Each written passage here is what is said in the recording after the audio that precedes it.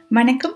Tamil food கார்னர்ல இன்னைக்கு இட்லி, தோசைக்கு தொட்டு சாப்பிடுற மாதிரி ரொம்ப சிம்பிளான, ரொம்பவே ஈஸியான ஒரு சட்னி எப்படி பண்ணுறதுன்னு பார்க்கலாம். இந்த சட்னிக்கு ரொம்ப குறைவான பொருள் இருந்தா போதும். ஆனா, சாப்பிடுறதுக்கு ரொம்ப நல்லாயிருக்கும். பிஸியான மார்னிங் டயத்துலலாம் நீங்க குயிக்கா ஒரு சட்னி அரைக்கணும் அப்படின்னு நினச்சிங்கன்னா, இந்த மாதிரி சட்னி ட்ரை பண்ணி பாருங்க. ரொம்பவே சூப்பரா இருக்கும். எப்படி பண்ணுறதுன்னு பார்க்கலாம். ஒரு கடாயை சூடு பண்ணி, அதில் ஒரு 2 ஸ்பூன் அளவுக்கு எண்ணெய் சேர்த்துக்கலாம். எண்ணெய் சூடானதும் இதில் 6 பச்சை மிளகாயை 2ஆ கட் பண்ணி சேர்த்துக்கிறேன். பச்சை மிளகாய் உங்களோட காரத்துக்கு தகுந்த மாதிரி சேர்த்துக்கோங்க. இந்த மாதிரி 2ஆ கட் பண்ணி சேர்த்துட்டு அது லேசாக வதக்கி விட்டுறலாம். இது கூட 3 பெரிய வெங்காயத்தை இந்த மாதிரி பெரிய துண்டுகளாக வெட்டி சேர்த்துக்கலாம். வெங்காயத்தை நல்லா வதக்கிக்கணும். வெங்காயம் இப்போ நிறையா இருக்கிற மாதிரி தெரியும், பட் வதங்கினதும் அளவு குறைஞ்சிரும். இந்த மாதிரி அப்பப்போ கிளறி விட்டு வதக்கிட்டே இருங்க. இப்போ பார்த்தீங்கன்னா வெங்காயத்தோட கலர் லேசாக மாறி நல்லா வதங்கி ஒரு வாசனையும் வரும்.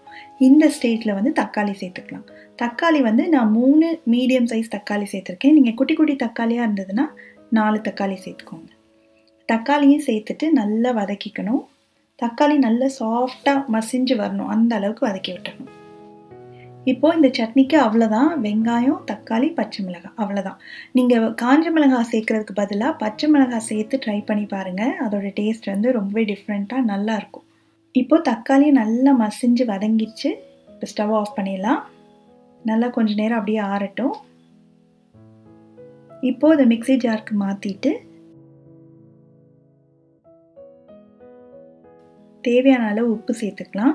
இன்னுமே சூடாக இருந்ததுன்னா கொஞ்சம் நேரம் ஆற விட்டுருங்க. நல்லா ஆறினதுக்கு அப்புறமா கொஞ்சமாக தண்ணி சேர்த்து நல்லா நைஸாக அரைச்சி எடுத்துகிட்டு வந்துடலாம்.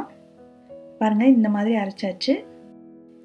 இதை ஒரு பவுலுக்கு மாற்றிட்டு கொஞ்சமாக மிக்ஸி ஜாரை ரின்ஸ் பண்ணி அந்த தண்ணியும் சேர்த்துக்கலாம். உங்களுக்கு சட்னியோட கன்சிஸ்டன்சி எந்த மாதிரி வேணுமோ அதுக்கு தகுந்த மாதிரி நீங்கள் தண்ணியோட அளவை அதிகமாகவோ கம்மியாகவோ சேர்த்துக்கோங்க. எனக்கு கொஞ்சம் தண்ணியாக இருந்தால் பிடிக்கும், அதனால் நான் தண்ணி கொஞ்சம் அதிகமாகவே சேர்க்குறேன். அவ்வளோதான், சட்னி ரெடியாக இருக்குது. இதுக்கு தாளிப்பு போட்டலாம். கொஞ்சமாக ஒரு 1.5 ஸ்பூன்லேருந்து 2 ஸ்பூன் அளவுக்கு நல்லெண்ணெய் சேர்த்துக்கிறேன். எண்ணெய் சூடானதும் அதில் கொஞ்சம் கடுகு, உளுந்து சேர்த்து நல்லா பொரிஞ்சதுக்கு அப்புறமா கொஞ்சம் கருவேப்பிலை, இது கூடவே ஒரு 1/4 ஸ்பூன் பெருங்காயத்தூளும் சேர்த்துட்டு இந்த தாளிப்பை சட்னியில் சேர்த்துடலாம். சேர்த்து நல்லா கலந்து விட்டுறலாம். ரொம்ப சிம்பிளான, ரொம்பவே டேஸ்டியான வெங்காய தக்காளி சட்னி ரெடி ஆயிடுச்சு. இது சுட சுட இட்லி அப்புறம் தோசையோடு சாப்பிட்றதுக்கு ரொம்ப நல்லாயிருக்கும். நீங்களும் கண்டிப்பாக ட்ரை பண்ணி பாருங்கள். ட்ரை பண்ணிங்கன்னா எப்படி வந்தது அப்படின்ற கமெண்ட்ஸையும் ஷேர் பண்ணுங்கள். தேங்க்ஸ் ஃபார் வாட்சிங்.